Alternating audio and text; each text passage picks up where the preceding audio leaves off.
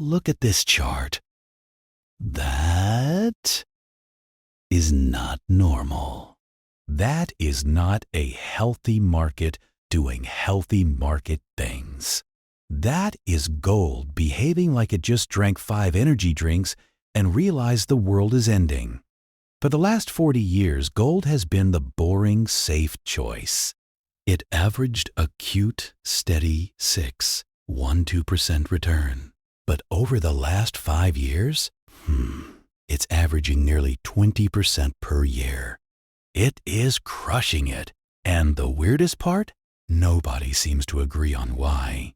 Traders, economists, that guy on Reddit hoarding canned beans, everyone has a theory, but the math isn't adding up.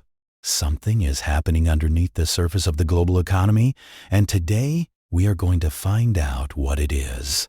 Let's get the obvious answer out of the way first. Inflation. Everyone assumes gold is going up because your groceries cost double what they did 3 years ago. But here's the problem with that theory.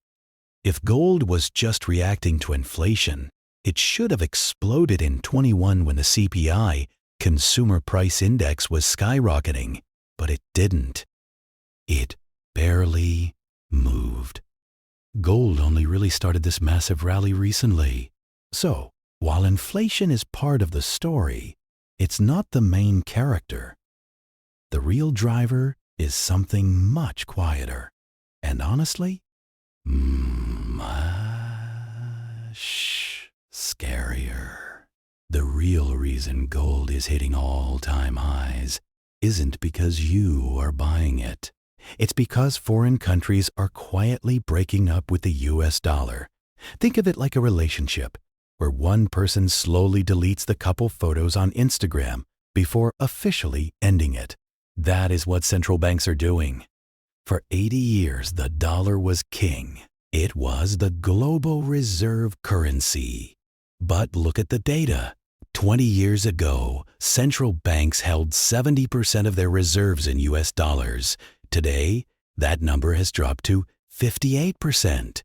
They aren't dumping the dollar all at once. That would crash the global economy. They are diversifying. They are tiptoeing out of the room. And where are they moving that money? You guessed it. Gold. Central banks are buying gold at a 2024 was the highest gold buying year in history for banks. This isn't a trend. It's panic disguised as strategy. They are nervous about U.S. debt levels. They are nervous about the U.S. financial system. And they are buying the one asset that doesn't require trusting another government. But here is where it gets really confusing. Usually, markets pick a lane. Scenario A.